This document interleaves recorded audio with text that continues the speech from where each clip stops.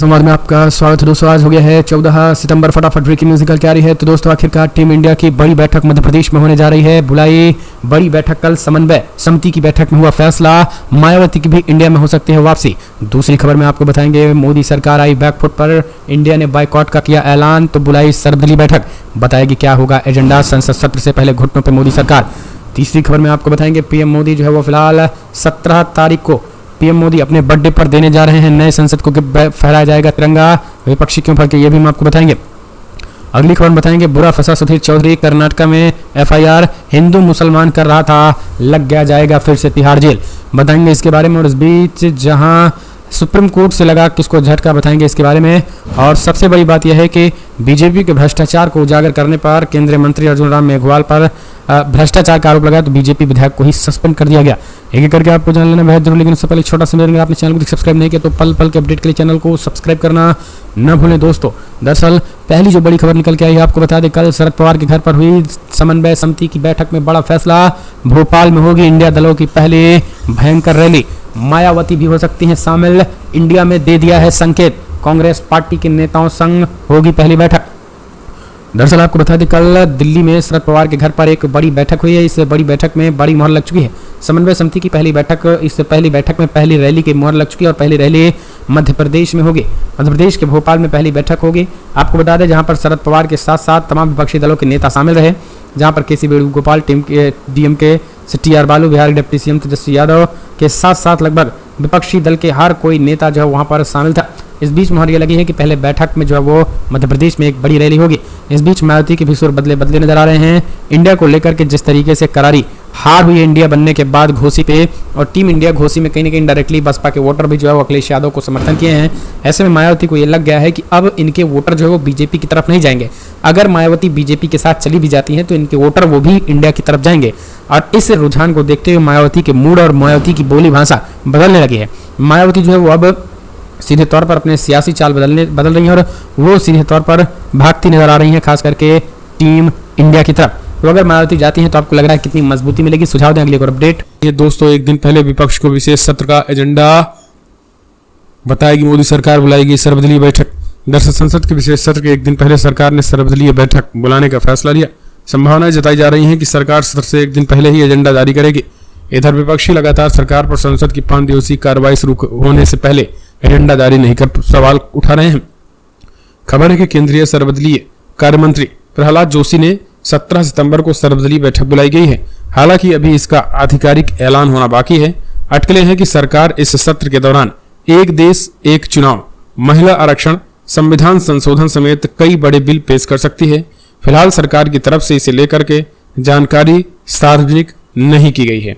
कांग्रेस ने संसद के विशेष सत्र के लिए एजेंडे की सूचना नहीं होने को लेकर बुधवार को एक बार फिर से सवाल उठाया और कहा कि सत्र आरंभ होने में केवल 5 दिन शेष हैं, लेकिन शायद एक व्यक्ति को छोड़कर एजेंडे के बारे में किसी के पास जानकारी नहीं है।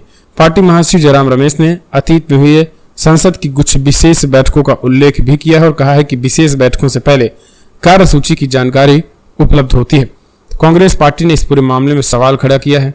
तो अगली एक और अपडेट निकल के आई है दोस्तों, जहां पीएम मोदी की बर्थडे पर नई संसद में फहरेगा तिरंगा, तैयारियां शुरू। दरअसल 18 सितंबर से शुरू होने वाले ये सबको पता है, लेकिन अब 17 सितंबर को मोदी की जन्म दिवस है। ऐसे में 17 सितंबर को नए भवन में जबरदस्त प्रोग्राम होगा। इस प्रोग्राम में औपचारिक तौर पर देश के राष्ट्रीय ध्वज तिरंगा फहराया जाएगा।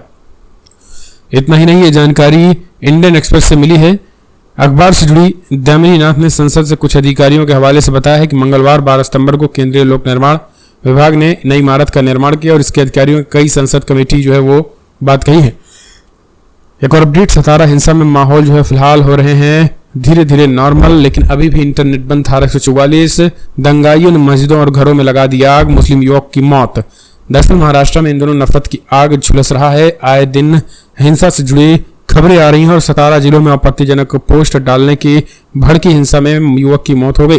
पंचावली गांव में सोशल मीडिया पर आपत्तिजनक पोस्ट डालने को लेकर दो समुदाय के बीच विवाद में बीते रात को सांप्रदायिक हिंसा भड़क गई, जिसमें 30 साल के युवक नूरुल हसन लियाकत सिंगल की मौत हो गई। इस बीच आपको बता दें यहाँ पर बड़ी बात यह है कि मस्जिदों में आग लगा दी गई है।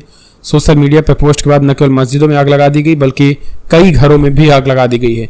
हालात अभी भी तनावपूर्ण है और वारिस पठान ने लिखा है कि महाराष्ट्र सतारा के पुसेसवली में सोशल मीडिया पर टिप्पणी के मामले में जो है मस्जिद और घरों को आग लगाया गया, दुकानों को नुकसान पहुंचाया गया, एक युवक की मौत हुई और कई गंभीर रूप से घायल हैं। महाराष्ट्र सरकार से मांग है कि इस घटना की पूरी तरीके से जांच हो और जो भी दोषी उनके खिलाफ कड़ी कार्रवाई हो, मुसलमानों के खिलाफ ही केवल न हो। दरअसल इसमें कुछ मुसलमानों के खिलाफ भी जो है वो गिरफ्तारी ज्यादातर करके मुसलमानों के खिलाफ हुई थी। अगली एक और अपडेट निकल के आई है। एंकर सुधीर चौधरी के खिलाफ कर्नाटक में एफआईआर, हिंदू मुसलमान से जुड़ा है मामला, एफआईआर गिरफ्तारी हो सकती है। पत्रकार सुधीर चौधरी के खिलाफ कर्नाटक पुलिस ने एफआईआर दर्ज कर ली है। चौधरी पर आरोप है कि उन्होंने न्यूज चैनल पर एक कार्यक्रम के दौरान सांप्रदायिक सद्भावना के खिलाफ साजिश रचने का काम किया है। समूहों के बीच दुश्मनी बढ़ाने के आरोपों में चौधरी के खिलाफ भारतीय दंड संहिता यानी आईपीसी की कई धाराओं के तहत मामला दर्ज किया गया है। कर्नाटक अल्पसंख्यक विकास निगम के एक अधिकारी ने चौधरी के खिलाफ शिकायत दर्ज कराई है। आरोप लगाए जा रहे हैं कि न्यूज चैनल तक आज तक पर एक शो को होस्ट कर रहे पत्रकार कॉमर्शियल व्हीकल सब्सिडी स्कीम पर बात कर रहे थे। एफआईआर के मुताबिक उन्होंने कथित तौर पर दावा किया है कि कर्नाटका में सब्सिडी सिर्फ अल्पसंख्यकों को मिल रही है और हिंदुओं को नहीं। राजधानी बेंगलुरु के सेजद्राद्रिकपुरकम पत्रकार के खिलाफ एफआईआर दर्ज की गई है। एक मीडिया रिपोर्ट्स के मुताबिक एफआईआर में कहा गया है कि शो में दावा किया गया है कि स्कीम में गरीब हिंदुओं के साथ राज्य में अन्याय हुआ है। इस मामले में चौधरी प्रथम आरोपी हैं। वहीं पुलिस ने आज तक के मुख्य संपादक और आयोजकों से भी आरोपी बनाया गया है। एक और अपडेट निकल के आई है दोस्तों, बड़ी खबर आपको बता दें, जहां आखिरकार गिरफ्तारी मोनू मानेसर की। राजस्थान पुलिस कस्टडी में 4 फुट कर रोया मोनू मानेसर। बीएसपी ने बताया निर्दोष, कहा गोभक्तों को धमका रही कांग्रेस।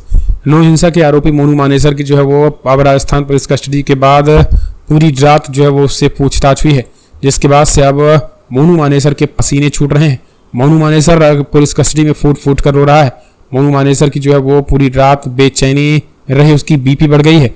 इतना ही नहीं, विश्व हिंदू परिषद ने इस पूरे मामले में मोनू मानेसर को निर्दोष और गोभक्त बताया और आरोप लगाया कि राजस्थान की कांग्रेस सरकार ने मुस्लिम वोटों के लिए मोनू मानेसर को जो है वो गिरफ्तार किया गया है। इतना ही नहीं, विश्व हिंदू परिषद बीएचपी के कार्यकारी अध्यक्ष आलोक कुमार ने मोनू मानेसर की गिरफ्तारी पर कहा है कि इसके लिए राजस्थान की कांग्रेस सरकार को भारी कीमत चुकानी पड़ेगी। उन्होंने कहा है कि विश्व हिंदू परिषद मोनू मानेसर को हर संभव मदद मुहैया कराएगी और जरूरत पड़ने पर उनकी गिरफ्तारी के खिलाफ विरोध प्रदर्शन भी करेगी। तो सीधे तौर पर उन्होंने ये बातें कही हैं। एक और अपडेट निकल के आई है। हेमंता विश्व की पत्नी को मिले 10 करोड़ की सब्सिडी, सरकारी वेबसाइट पर सबूत, कांग्रेस का बड़ा आरोप। कांग्रेस पार्टी ने असम मुख्यमंत्री हेमंता विश्व शर्मा की पत्नी पर 10 करोड़ रुपए की सरकारी सब्सिडी मिलने का आरोप लगाया। हालांकि असम सीएम ने इन आरोपों का खंडन किया। हेमंता विश्व शर्मा ने बुधवार को कहा है कि न तो उनकी पत्नी रिनी और न ही उनकी कंपनी को सरकार से कोई सब्सिडी मिली है। दरअसल असम कांग्रेस नेता गौरव गोगोई ने एक डॉक्यूमेंट शेयर किया है। कांग्रेस नेता ने कहा है कि भारत के किसानों की आय दोगुनी करने के लिए पीएम मोदी ने किसान संपदा योजना शुरू की है, लेकिन असम में मुख्यमंत्री हेमंता विश्व शर्मा ने अपनी पत्नी की कंपनी को क्रेडिट लिंक्ड सब्सिडी के डिब्बे के हिस्से के रूप में 10 करोड़ रुपए दिलाने की मदद के लिए बात कही है। तो सीधे तौर पर जो है वो कांग्रेस ने इस मूवी से मुद्दा बना दिया है। एक और अपडेट निकल के आई है दोस्तों, असली बेवफा नीतीश कुमार है। पहले सम्राट चौधरी ने कहा एनडीए में जगह नहीं, अब पटना में इस तरीके के रंग बिरंगी नारे। बिहार की राजनीति में पोस्टर का कोई नई बात नहीं है। राजनीतिक पार्टियां एक दूसरे व पोस्टर पर होर्डिंग्स के जरिए हमले करती रहती हैं। इसी बीच आरजेडी और बीजेपी की लड़ाई पोस्टरों को छोड़ करके अब दीवारों पर आ गई है। सुनने में भले ही आपको अजीब लगे, लेकिन ये सच है। राजधानी पटना के कई इलाकों की दीवारों पर बीजेपी और आरजेडी के बीच चल रही जंग साफ देखी जा सकती है। हालांकि अभी तक ये पता नहीं चल पाया है कि दीवारों पर लिखे गए स्लोगन किसी पार्टी ने लिखवाए हैं या किसी की शरारत है। राजधानी के कई इलाकों की दीवारों पर लिखे गए नारों में आरजेडी ने खुद को गरीब, पिछड़ा, महिलाओं व अल्पसंख्यकों के हितैषी बताने की कोशिश की है, तो वही दूसरी ओर बीजेपी की ओर से लिए गए एक नारे में कहा गया है कि कभी आपका भी तो कभी हमारा यार, असली बेवफा तो नीतीश कुमार। अगली एक और अपडेट निकल के आ रही है दोस्तों, बिग ब्रेकिंग, जहां सुप्रीम कोर्ट ने मनोज तिवारी को लगाई फटकार। दिल्ली में दिवाली से पहले लगे पटाखा बैन पर सियासत तेज हुई। बुधवार को मामला सुप्रीम कोर्ट तक पहुंच गया। भारतीय जनता पार्टी के सांसद मनोज तिवारी ने केजरीवाल सरकार के फैसले के खिलाफ सर्वोच्च अदालत का दरवाजा खटखटाया था। देश की सबसे बड़ी अदालत ने न सिर्फ मनोज तिवारी की याचिका को खारिज करते हुए हस्तक्षेप से इनकार किया, बल्कि सांसद को कई नसीहतें भी दे डाली हैं। कोर्ट ने तिवारी को यह भी कहा है कि जहां पटाखा बैन नहीं है वहां जाकर फोड़ सकते हैं। दरअसल दिल्ली सरकार ने दिवाली में बढ़ने वाले प्रदूषण का हवाला देकर एक बार फिर से हर तरीके के पटाखों के उत्पादन, बिक्री, भंडारण और इस्तेमाल पर रोक लगा दी। मनोज तिवारी के वकील ने जस्टिस एस बोपन्ना और MM सुंदरेशन की पीठ सामने दलील दी गई कि केजरीवाल सरकार ने सभी तरीके के पटाखों पर रोक लगा दी, जबकि कोर्ट ने ग्रीन पटाखों को फोड़ने की इजाजत दी थी। हालांकि सर्वोच्च अदालत ने दो टूक कहा है कि सरकार के फैसले में हस्तक्षेप नहीं किया जा सकता है। एक और अपडेट निकल के आ रही है दोस्तों, अगली खबर आपको बता दें, जहां केंद्रीय मंत्री अर्जुन राम मेघवाल पर लगाया भ्रष्टाचार का आरोप, बीजेपी ने विधायक को किया सस्पेंड। बीजेपी ने केंद्रीय कानून मंत्री अर्जुन राम मेघवाल के खिलाफ भ्रष्टाचार के आरोप लगाने वाले विधायक कैलाश मेघवाल को अपनी प्राथमिक सदस्यता से सस्पेंड कर दिया। इससे पहले शाहपुरा विधायक को पार्टी की राज्य इकाई के अध्यक्ष CP जोशी की ओर से कारण बताओ नोटिस भी जारी किया गया। न्यूज एजेंसी के मुताबिक पैनल के अध्यक्ष ओंकार सिंह लाखावत ने बताया है कि पार्टी अध्यक्ष ने उनकी प्राथमिक सदस्यता निलंबित कर दी है और मामले को आगे की कार्रवाई के लिए राज्य स्तरीय अनुशासन समिति को भेज दिया गया है। आपको बता दें, राजस्थान में विधानसभा चुनाव में सत्तारूढ़ कांग्रेस को टक्कर देने की तैयारी के बीच पार्टी में मेघवाल बनाम मेघवाल विवाद छिड़ गया है। विधायक को केंद्रीय मंत्री को भ्रष्ट नंबर 1 कहने के एक दिन बाद 29 अगस्त को नोटिस दिया गया है। बुधवार को एक प्रेस कॉन्फ्रेंस में उन्होंने बातें कही हैं। एक और अपडेट निकल के आई है, शाहरुख खान की जवान के फैन हुए दिल्ली के मुख्यमंत्री अरविंद केजरीवाल। फिल्म बताती है कि किन मुद्दों पर करना चाहिए वोट। दरअसल बॉलीवुड किंग खान शाहरुख खान की फिल्म जवान ने इस बार थिएटर में तहलका मचा रखा है। हर कोई फिल्म में शाहरुख की एक्टिंग देख उनका मुरीद बन गया है। फिल्म बॉक्स ऑफिस पर भी बम्पर कमाई कर रही है। इसी बीच हाल ही में दिल्ली के मुख्यमंत्री अरविंद केजरीवाल भी जवान की तारीफ करते नजर आ रहे हैं। आपको बता दें, अरविंद केजरीवाल इन दिनों अमृतसर दौरे पे हैं, जहां उन्होंने शाहरुख खान की फिल्म जवान की जमकर तारीफ की है।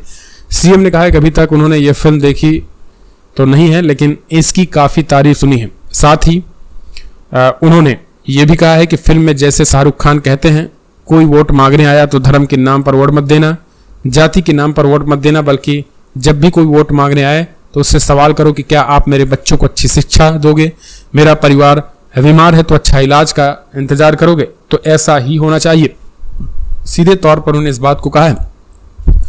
एक और अपडेट, बढ़ती महंगाई के दौर में जनता को आधार नहीं बल्कि उधार कार्ड की है जरूरत। राघव चड्ढा ने मोदी सरकार पर बोला बड़ा हमला।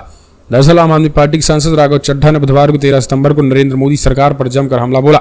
राघव चड्ढा ने मोदी सरकार पर जानलेवा महंगाई देने का आरोप लगाया। चड्ढा ने कहा है कि दवाई से लेकर पढ़ाई तक हर चीज महंगी हो गई।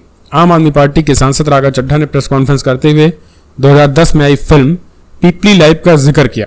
चड्ढा ने कहा कि फिल्म का गाना था, सखी सैया तो खूबे कमात हैं, महंगाई डैन खाए जाते हैं। आज ये गाना देश की बड़ी आबादी के कानों में रोजाना गूंजता है। इस दौरान बोलते हुए राघव चड्ढा ने कहा है कि आज इस देश में जानलेवा महंगाई और इस जानलेवा महंगाई के चलते दवाई से लेकर के पढ़ाई तक हर चीज महंगी हो गई है। इस मोदी सरकार ने पिछले 9 सालों में 30 साल की सर्वाधिक महंगाई देने का काम किया है। एक और अपडेट निकल के आई, आजम खान के ठिकानों पर ताबड़तोड़ छापेमारी, BSP और SP ने की इसकी निंदा। जी हां, यूपी के कैबिनेट पूर्व मंत्री और समाजवादी पार्टी के दिग्गज नेता आजम खान से जुड़े यूपी और MP में करीब 30 ठिकानों पर आयकर विभाग की टीम छापेमारी की। ये छापेमारी अल जौहर ट्रस्ट को लेकर हुई। आयकर विभाग की इस कार्रवाई को लेकर जहां सपा सांसद रामगोपाल यादव ने आजम खान का बचाव किया, वहीं बसपा ने कहा है कि कार्रवाई में सत्ता पक्ष और विपक्ष के बीच भेदभाव नहीं होना चाहिए।